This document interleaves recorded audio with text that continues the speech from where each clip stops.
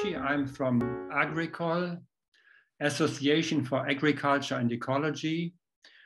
And for almost 40 years, we support with this NGO based in Germany, organic and sustainable agriculture and rural development, and notably in the global south.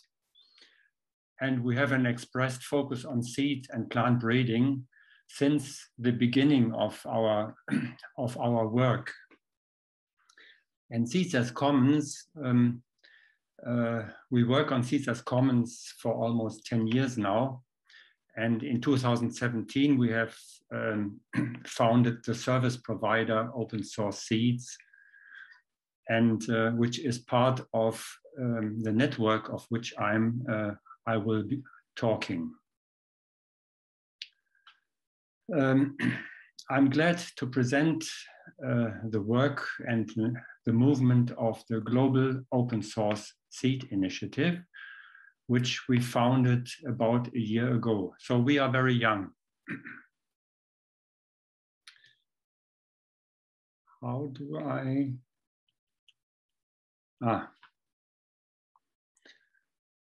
GOSSI, as an abbreviation of the Global Coalition, is an open, important complement to the great work which No Patents on Seeds is doing. We are not fighting against something, or at least not directly. We are offering an alternative. We promote and support to manage seeds as commons. And we don't only exclude patents, but also any kind of IPR. And our objective is to build a commons-based seed sector as an alternative to the dominating private domain we have. And we hope to strengthen and help building up a second pillar to seed supply. We may ask, why are commons necessary? We have a problem, and the problem is called privatization. Privatization has triggered market concentration. And as you all know, you all know the figures. Approximately 60% of the global commercial seed sales are controlled by 3 chemical companies. And this has severe implications for agriculture and for society.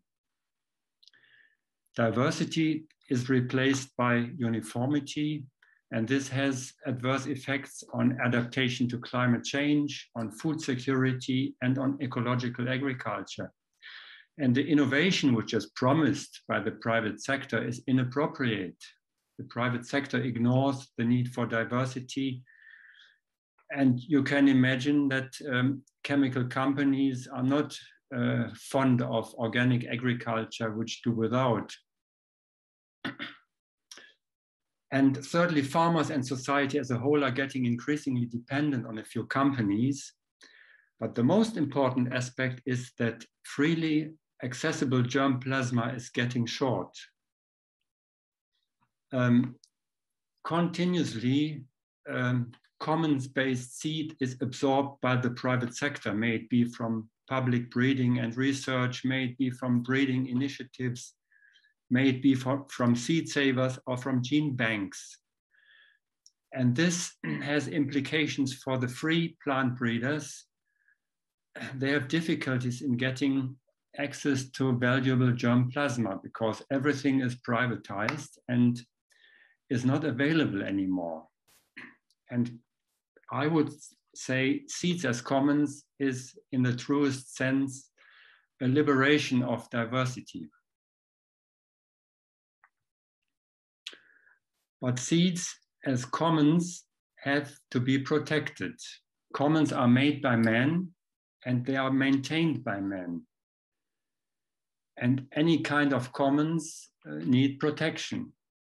Let me give you an example. A crop variety released by an organic plant breeder, let's say a nice carrot, released without any plant variety protection, without any protection at all, can easily be appropriated by a private company. it will be slightly modified, will be registered under a new name, saved with plant variety protection, or even endowed with a patent, and then it's gone for the commons-based domain. So commons need rules against appropriation. And we have therefore looked for rules, and we have chosen the open source principle. Open source offers an effective mechanism for protection. Open source strategies are not new and have proven quite successful in other sectors. Originally, they were developed by computer scientists in the late 80s, Richard Stallman and his team at the Massachusetts Institute of Technology. And out of this ingenious development, the various Creative Commons licenses have emerged, licenses for products under copyright law, which are today common use, they are mainstream, and we couldn't do without them anymore. Unfortunately, the license is not, the seed is not under copyright law. And we are at GOSSI are developing open source strategies to protect seeds as commons. And we have defined 5 principles for this. The first is anyone may freely use open source seed, that is, grow it, save it, propagate it, develop it further, and use it for breeding. Second, recipients of open source seed may not privatize the seed or its progeny through exclusive intellectual property rights or use restrictions. Thirdly, recipients of open source seed must assign the same rights and obligations mentioned under 1 and 2 to subsequent recipients. This is the copyleft principle, which guarantees that the open source character, the commons character, is maintained over generations and for progenies as well. And number 4, the breeder of open source seed shall be recognized through attribution of credit. And finally, benefits shall be shared along the seed value chain, which is important to finance commons, to finance plant breeding, for instance. So these 5 principles are common ground for GOSSI. And open source strategies now with these 5 principles allow the protection of newly developed varieties, but also for newly described cultivars in agricultural crops.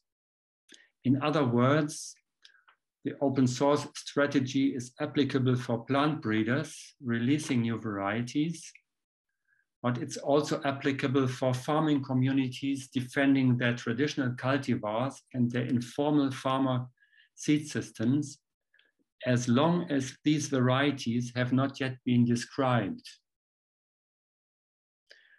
And any kind of genetic material can be secured: varieties, populations, breeding lines, and germ plasma.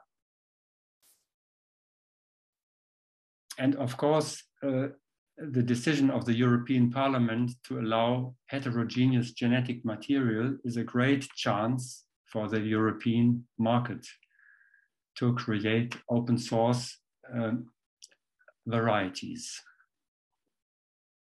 Let me give you an idea on strategies. We have various developments for open source strategy development, but we have 2 explicit and elaborate strategies that are already working. This is the pledge using the 5 principles mentioned.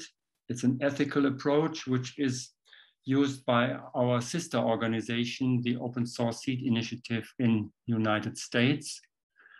And there's the license. This is a legal approach, the open source seed license, which is used by us, by Open Source Seeds from Agricole, and which, to our opinion, fits better to the European context than the pledge and is more demanding. And in our network are more strategies to come. Who are we? Who is GOSSI? We are a network with members from all over the world. From the global south, it extends from Argentina and Mexico in the far west, over Africa to various Asian countries in the far east. And in the north, we have North America, US, and Canada using open source strategies. We have Europe and we have Japan. So from almost all over the world, we have members in the network. We have a mailing list of approximately 50 participants, which is not much, but they are very committed. We are open to newcomers who are interested to work in this field. So if you want to apply, you are very welcome. Our members are seed NGO, representatives from seed NGO, plant breeders, researchers at universities and other institutions. And within this group, there are approximately 15 core initiatives. And here you find some of these core initiatives with their logos. For instance, BioLeft in Argentina, researchers from the University of Buenos Aires testing different licenses in the rural areas of Argentina in order to protect farmer varieties. Or the Center of Sustainable Agriculture in India, an organization who promotes organic agriculture and organic seed production and is also experimenting with different open source contracts for different clients. There's GreenNet, EarthNet from Thailand, a very old NGO supporting organic agriculture and organic seed production, also introducing now open source strategies. There's Mazipak in the Philippines with its 500 farmer organizations and its 35,000 farmers who practices high-level farmer-led plant breeding with a unique concept of seed sharing. There is GOSSI, which I mentioned already, the Open Source Seed Initiative in the United States, which supports farmer plant breeders mainly on vegetables to protect their seeds with a pledge. There's Agricole in Germany, which offers protection for new varieties from organic plant breeders in European countries with a license. There is Rete Semirurali, who has a focus on agrobiodiversity conservation of traditional varieties and with development of new farmer varieties, who is also starting to introduce open source strategies. There is the Seed Savers Network in Kenya, who has built an internet-based system of seed exchange and seed supply. Seed distribution for farmers is managed by smartphones, and they are fighting against biopiracy, against the appropriation of seed commons by the private sector and the public research institutions. So this, in a nutshell, may give you an impression on our members. We have a website. For more information, you may go there. This website is also in French, Spanish, and of course, German. And given the various settings, all of us, we have a different focus and different context in our work. And sometimes it's difficult to find a common language.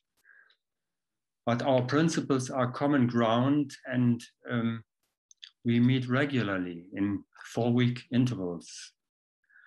And this brings me to what do we do? In first place, it's learning. We maintain internally a forum for our members, for mutual learning, for the exchange of ideas, and for strengthening our individual work. We do cooperation, we enhance cooperation among GOSSI members in research and development issue. We do public engagements. We develop means for sharing members' ideas with those outside the platform. And we assist those who want to create their own open source seed initiative. And finally, we do advocacy, or we aim to do advocacy, let's put it like that. We develop means to participate in and to influence debates, consultations, and policy developments on governance, on national and international levels. In other words, we have an ambitious agenda, and we are new to the scene. We have started only a year ago, but we observe open source is gaining momentum, and organizing ourselves in a network is helping each small initiative enormously. And our hope is to make a significant contribution to the great themes in the field of agriculture and seeds, to implement the farmers' rights, to achieve seed sovereignty and food sovereignty, and ultimately to maintain and develop further biodiversity. Thank you very much.